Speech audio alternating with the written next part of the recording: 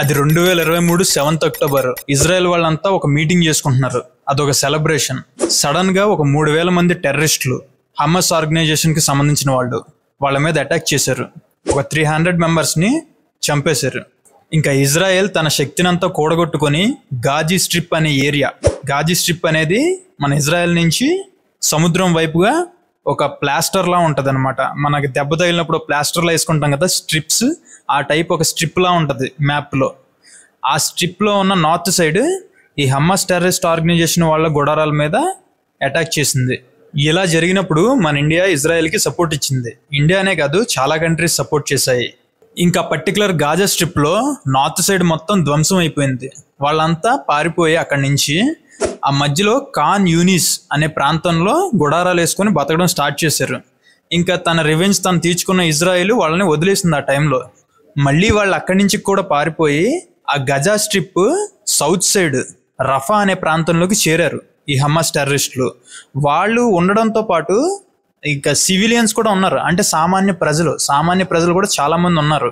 వాళ్ళు తేరుకొని ఓకే మళ్ళీ సామాన్యంగా అన్ని సాగుతున్న టైంలో వాళ్ళ మెయిన్ ఈజిప్ట్ నుంచి గజా స్ట్రిప్ కి రాకపోకలు జరిగేది అంతా ఆ రఫా అనే ప్రాంతం నుంచి. వీళ్ళు ఆ రఫా అనే ప్రాంతానికి షిఫ్ట్ అయిన తర్వాత ఇజ్రాయెల్ తన తిరిగి అటాక్ చేయడం స్టార్ట్ చేసింది. సో ఇప్పుడు అందరూ ఇజ్రాయెల్ మీద వ్యతిరేకిస్తున్నారు. ఎందుకంటే అయిపోయింది కదా, వాళ్ళు అటాక్ చేశారు, మీరు అటాక్ చేశారు, అయిపోయింది కదా, మళ్ళీ ఎందుకు అటాక్ చేసి మళ్ళీ అందరినీ రెచ్చగొడుతున్నారు ఎందుకు? మెయిన్ గా సివిలియన్స్, నార్మల్ పీపుల్, చిన్న చిన్న పిల్లలు ఉన్నారు ఆ రఫా అనే ఏరియాలో.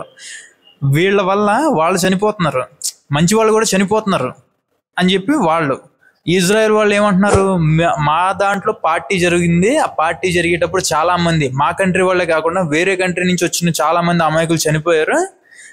ఇంకా కొన్నిసార్లు న్యాయం జరిగేటప్పుడు కొన్నిసార్లు అలా జరగక తప్పదు అనే భావనలో వాళ్ళు అదే దూరంతో వెళ్ళిపోతున్నారు. ఇక్కడ మెయిన్ పాయింట్ ఏంటంటే మన ఇండియన్ సెలబ్రిటీస్, ముఖ్యంగా బాలీవుడ్, మన తెలుగులో అంటే మనకు కొంచెం ముఖపరిచయం ఉంది సమంత కాబట్టి, ఆ సమంత గారు కూడా దీని మీద వాళ్ళని అపోజ్ చేస్తూ, ఇజ్రాయెల్ వాళ్ళని అపోజ్ చేస్తూ ఒక పోస్ట్ పెట్టారు. మన కంట్రీలో కొన్ని సిచ్యువేషన్స్ జరిగినప్పుడు మన దేశ ప్రధాని గారు మోడీ గారు కూడా సైలెంట్గా ఉన్నారు మణిపాల్ విషయంలో. ఆ టైంలో సెలబ్రిటీలు కూడా సైలెంట్గా ఉన్నారు. అది అంతర్గత విషయం, చాలా పెద్ద గొడవ ఆడవాళ్ళని అలా చేయడం అన్నది. ఆ టైంలో ఎవరు రెస్పాండ్ అవ్వలేదు మన ఊర్లో మన లోకల్లో జరుగుతున్నప్పుడు. కానీ రఫాలో ఇలా జరుగుతుంటే మీరు ఎందుకు రియాక్ట్ అయిపోతున్నారు, ఎందుకు ఇలా పోస్టులు పెడుతున్నారని నెటిజన్స్ ట్రోల్ చేస్తున్నారు. కానీ ఎనీవే ప్లెయిన్గా ఓవరాల్గా చూస్తే ఇజ్రాయెల్ చేయడం దాడి అన్నది కరెక్ట్ రాంగ్ అన్నది మనం చెప్పడానికి సరిపోము. వీళ్ళ మీద అటాక్ చేశారు, వాళ్ళు అటాక్ చేసుకుంటున్నారు. ఇందులో మనం చెప్పగలిగింది ఏంటంటే సివిలియన్స్, నార్మల్ పీపుల్ చనిపోవడం అన్నది మట్టికి చాలా బాధాకరం. అండ్ మీ ఒపీనియన్ ఏంటో కామెంట్లో టైప్ చేయండి. Thank you.